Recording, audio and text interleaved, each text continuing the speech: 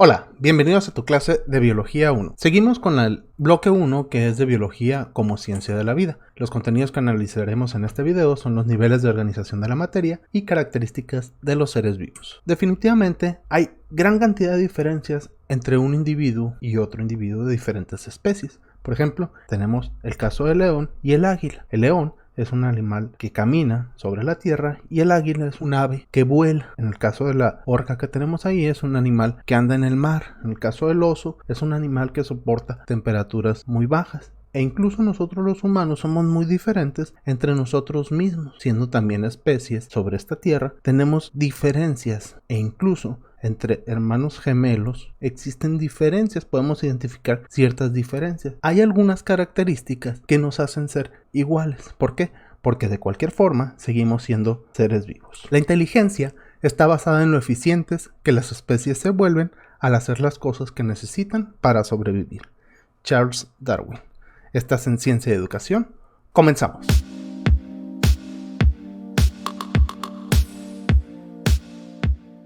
Empecemos con el tema de niveles de organización de la materia. Existen grandes campos de la organización con respecto a la materia, pero empezamos desde lo más sencillo hasta lo más complejo. Tenemos el primer nivel, que es el nivel molecular, que es donde se encuentran los átomos o las partículas subatómicas, que son protón, neutrón y electrón. Básicamente, las moléculas que forman esos átomos, y esas moléculas, a la unión de dos o más moléculas o de varias moléculas, forman el siguiente nivel de organización, que es el nivel celular, ¿okay? Donde están formadas esas células por gran cantidad de moléculas, por gran cantidad de macromoléculas que se forman y dan origen a una célula. Entonces, después de ese nivel celular, tenemos el nivel tisular, que es la formación de los tejidos. Un tejido se forma por la unión de dos o más células, y es un tejido, por ejemplo, un tejido óseo, que es la unión de muchas células para formar un hueso, que un hueso ya pertenece al sistema orgánico.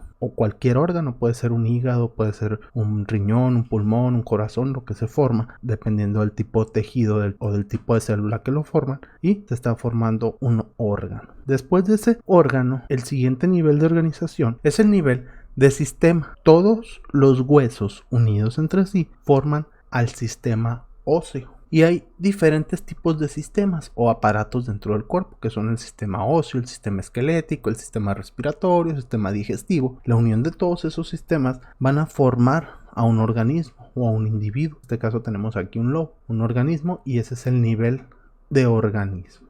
Luego, varios organismos de la misma especie van a formar una población. Tenemos ahí, por ejemplo, una familia de lobos que están formando una población. Esa población siempre tiene que ser de la misma especie. Es decir, varios lobos forman una familia de lobos, varias hormigas van a formar una familia de hormigas, etc. Después tenemos la formación de una comunidad, donde varias poblaciones forman esa comunidad, esa población de hormigas, esa población de lobos, esa población de conejos, esa población de árboles, esa población de plantas de otro tipo, van a formar a esa comunidad. Y esas comunidades que conviven entre sí y que están relacionadas con el ambiente inerte o con la parte no viva del lugar en donde viven, se le llama ecosistema. Ese ecosistema es la conjunción de la parte viva con la parte no viva. Y en el caso de la unión de varios ecosistemas, tenemos la formación de todo el planeta Tierra, o de la ecosfera o de la biosfera. Tenemos también el tema de características de los seres vivos. En este caso, tenemos estas 8 características que nos hacen a los seres vivos ser iguales. Todos los seres vivos tenemos estas 8 características, y veamos de qué se trata. En el caso de la estructura, todos los seres vivos estamos formados por células, ya lo veíamos hace un momento, y esos seres vivos pueden ser organismos de una sola célula, que se les llama organismos unicelulares, y en este caso un ejemplo son las bacterias, o pueden ser organismos de 2 o más células, que a este tipo de organismos se les llama organismos pluricelulares, y un ejemplo pues somos nosotros los humanos. Todos los seres vivos, decimos, está formado por células, y esas células están formadas a su vez por átomos o por moléculas o por macromoléculas, que todas esas moléculas que forman a la célula o esas macromoléculas que forman la célula están formadas por solamente 27 de los 118 elementos que están en la tabla periódica, o de los 118 elementos que existen. Y a esos 27 elementos se les conoce como bioelementos o elementos biogenésicos. Bio porque son formadores de la vida, biogenésicos porque son elementos formadores de la vida, o bioelementos porque son elementos que están presentes en la vida y tienen funciones básicas. ¿Qué funciones básicas tienen? Número 1, tienen formar estructuralmente a la célula, construir una estructura para cada uno de los seres vivos por medio de la célula, aumentar la velocidad de reacción química.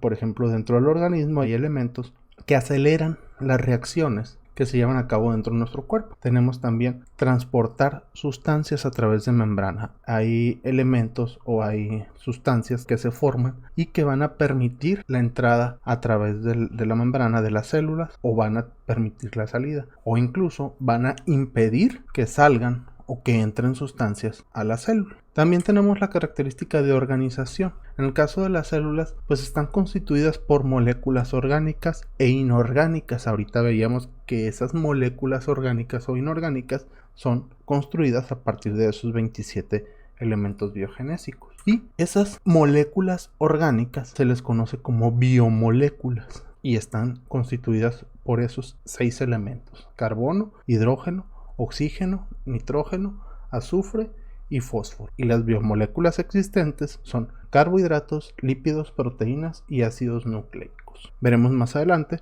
a qué se refiere cada uno de ese tipo de biomoléculas. En el caso del metabolismo es otra característica de los seres vivos y se refiere a todas las reacciones químicas que se llevan a cabo dentro de nuestro cuerpo. Se divide en dos: en anabolismo y catabolismo. El anabolismo es el proceso donde se forman sustancias complejas a partir de sustancias sencillas. Hagan de cuenta como si tuviéramos un Lego. Si tenemos un Lego, tenemos muchas piececillas y esas piezas pequeñas las vamos a ir uniendo, las vamos a ir juntando para formar una estructura mucho más grande. Por ejemplo, un carro, por ejemplo, un avión, un barco, lo que sea. Lo que vayamos a formar a través de esas pequeñas piezas. Eso es el anabolismo, es el proceso de síntesis o proceso de formación de sustancias complejas, es decir, sustancias mucho más grandes a partir de otras más pequeñas o más sencillas. Y el catabolismo es lo contrario. Hagan de cuenta que ya armaron ese Lego, ya armaron ese carro, ese barco, ese avión, y llega su hermanito chiquito y empieza a agarrarlo y lo empieza a destruir. Eso es el catabolismo, es el proceso de descomposición de sustancias complejas a otras sustancias sencillas, y en este proceso también se obtiene energía, porque al momento de liberar esos átomos, de desprender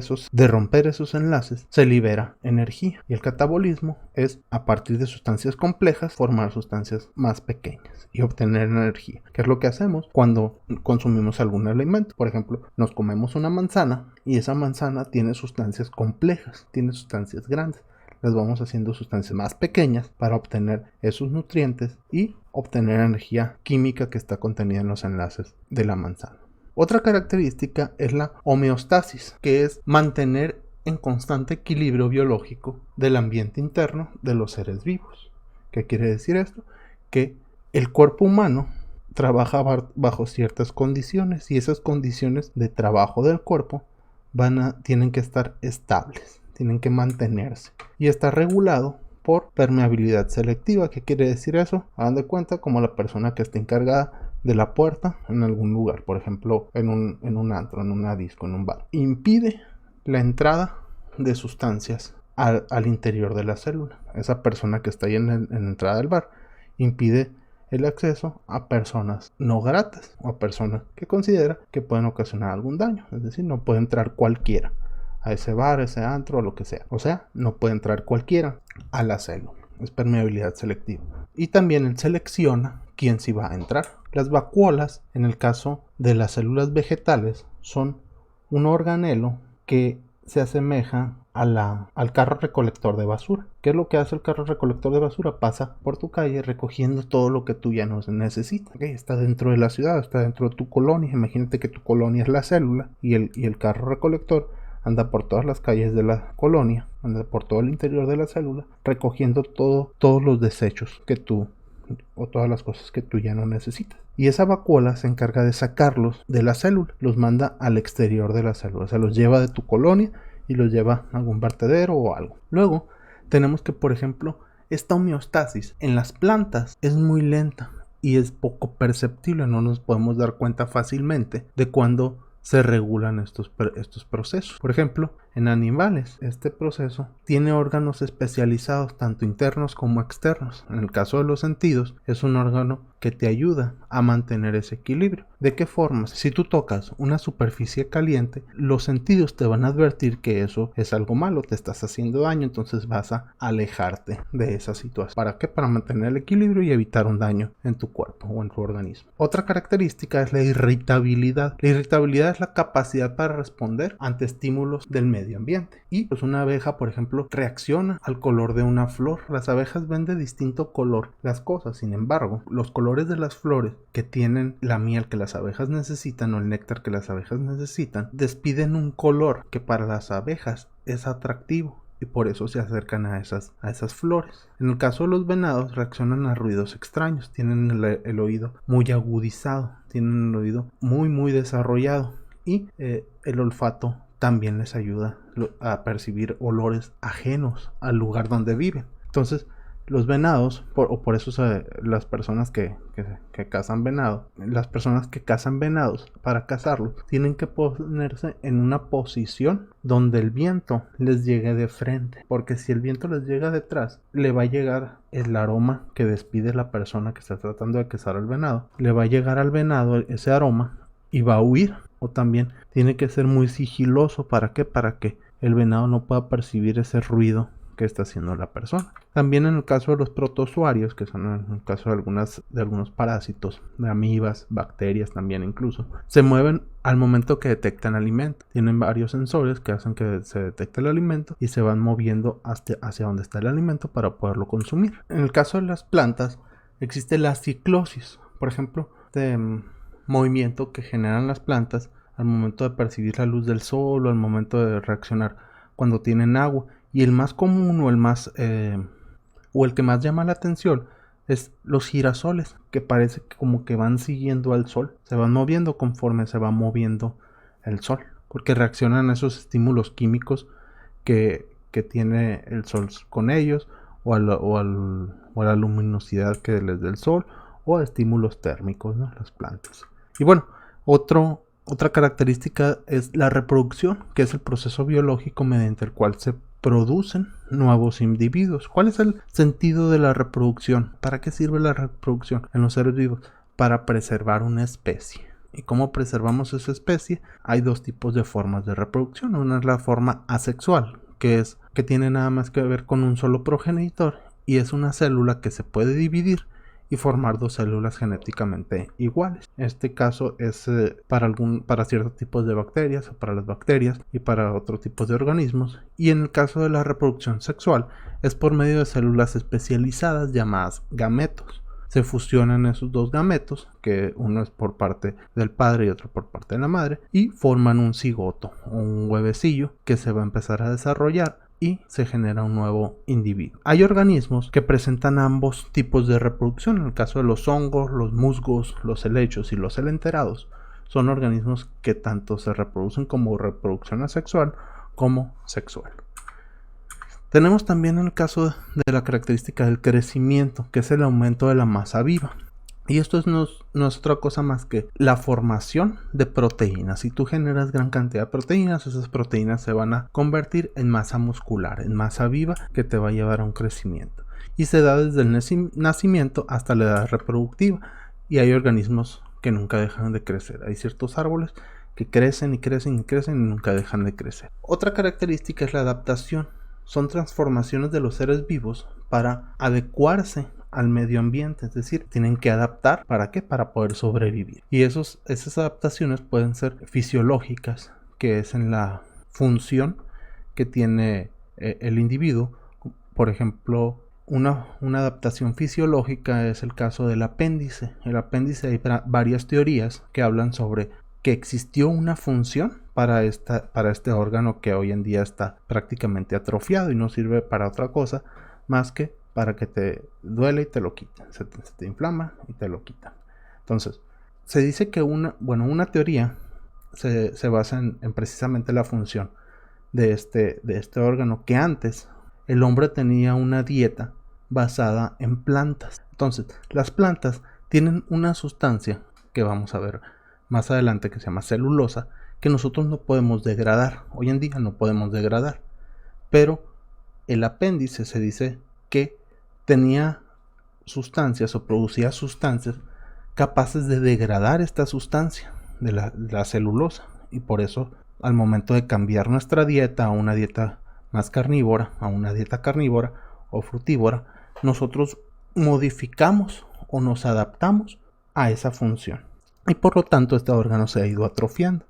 También existen adaptaciones morfológicas, que es en la forma de algún órgano o de alguna característica de algún ser vivo. Existe un caso de las jirafas, que antes, o que se decía, que existían jirafas de cuello corto, o que las jirafas tenían el cuello corto, y se modificó la forma del cuello debido a que hubo hasta cierto punto escasez de alimento para ellas. En el caso de un árbol que se llama acacia, ellas se alimentaban de ese árbol y se vieron en la necesidad de tener que alcanzar hojas más altas. ¿Por qué? Porque había animales más pequeños que se comían esas hojas y no alcanzaban a alimentarse. Entonces ellas se vieron en la necesidad de alcanzar hojas más altas, y al momento de estar estirando el cuello, pues les fue creciendo y se fueron adaptando. Esa es una adaptación en la forma.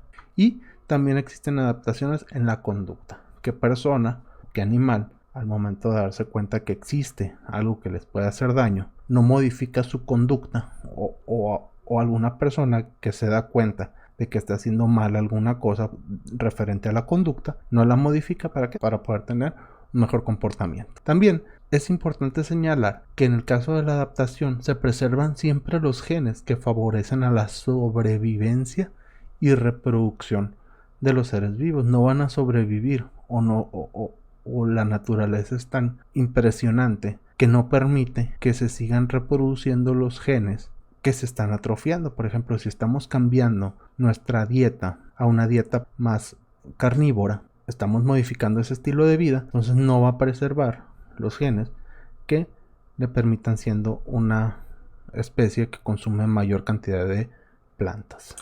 Y bueno, eso ha sido todo por el día de hoy. Te agradezco por habernos acompañado. Te sugerimos suscribir, darle like, compartir y activar la campanita de notificación. Si tienes dudas, preguntas o comentarios, puedes hacérnoslos llegar a través de nuestro correo electrónico, que es cienciaeducacion20@gmail.com, o a través de nuestra página de Facebook, CIE Ciencia y Educación, @cienciaeducacion20. Muchas gracias, Carlos, por la edición de este video. Nos vemos en la próxima. Chao.